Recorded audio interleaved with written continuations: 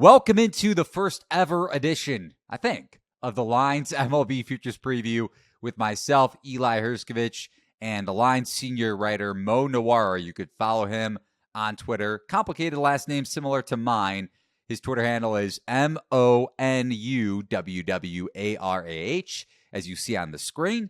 My Twitter handle on the screen as well. We're breaking down a specific MLB futures market today, but first and foremost, give the video a thumbs up, subscribe, and ring the bell to get notifications whenever a new sports betting market video is released by thelines.com. The Lines is also giving away a $25 Amazon gift card in our daily pick'em contest. For more details, head over to play.thelines.com and join the Lines Discord channel so you can get notifications whenever we place bets. Our staff places bets like Mo's MLB Futures bets to get the best of the number on those. For more details, be sure to head over to thelines.com as well as Mo's write-ups on all of these futures bets. So, Mo, let's start things off with looking at pitcher to record the most saves. So, in other words, the saves leader in Major League Baseball. And Edwin Diaz, who signed a record-setting contract for a relief pitcher in the offseason with the Mets 5-year deal.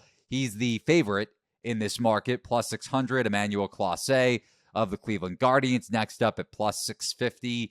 One of the best relievers in baseball, right behind Diaz, depending on how you look at it, metric-wise. But you're looking a little bit further down the odds board for some value here. So which closer are you targeting for this market? I got my eye on Devin Williams from the Brewers. He's been kind of Josh Hader's understudy for the last couple of years. And basically been just as good as Josh Hader, who was a superstar in his own right, at least as far as you can get close to superstardom in a relief role. Yeah, Devin Williams is not too far behind in terms of like per inning effectiveness in the projections compared to the top guys, which, as you said, it's Edwin Diaz and Clase. I don't even know how to pronounce that guy's name. I guess I've watched him a few times, but I guess I've never heard them say his name like that. Jordan Romano is right behind them. Hader. I mean, but the thing about saves is they're just a really, really kind of random, noisy, fickle stat, and that creates a lot of variance. And I think Devin Williams is basically just as good as any of these pitchers, and he's in a team where the chance for saves is going to be pretty high, I think, in Milwaukee. And you look at the futures market for the division winner in the NL Central and the Brewers behind the Cardinals at plus money. And St. Louis obviously winning the division last year, losing to the Phillies, getting swept in that 3-game series in the first 2 games. So looking at futures generally speaking on the surface, Mo, how do you try to attack these? I know we're going to be doing a bunch of videos, not just on the saves leader, doing one on the hits leader and so on and so forth. But when you're trying to attack a player market like this, how do you first go about it in general? Yeah, so these player markets are a little bit tough and big, I guess, because there's just so many names in them. So basically what I do is I usually just look through the names, see if anything stands out. It usually doesn't. I don't like usually play these that often. I'm much more focused on like team wins, division, futures, stuff like that. But then if anything kind of looks a little bit off to me, I'll just dive into the projections. You can find a lot of free projections, sites like Fangraphs and Baseball Prospectus, and see what the projections have to say. If they're kind of in agreement with me, then I'll pull the trigger on a small bet. And that's kind of how I'm looking at this Brewers one. The projections love Devin Williams because he's been a great pitcher.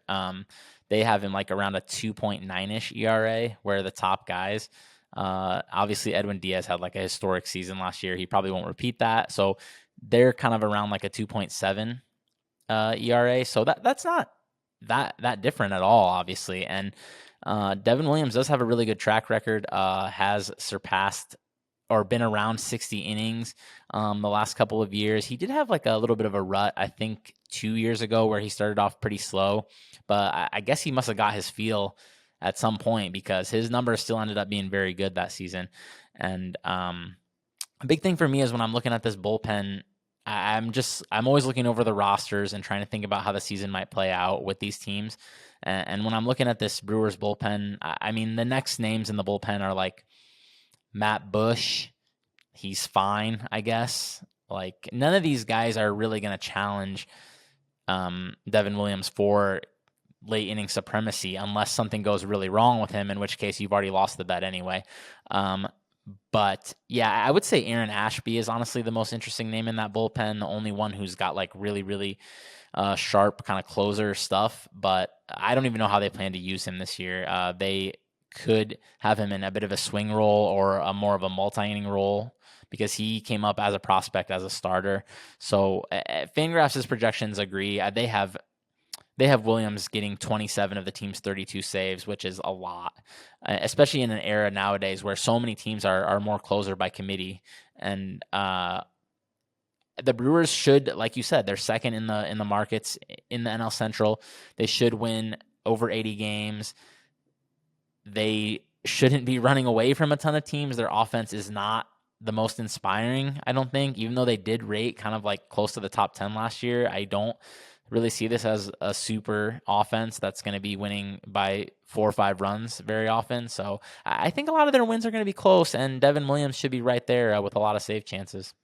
Yeah, Williams tied with 3 other closers for the 11th shortest odds. I know you found this bet over at Bet Rivers, and you can head over to thelines.com to get the best of the number like Mo, as Devin Williams is priced at plus 2,500 over at Bet Rivers Sugar House Sportsbook.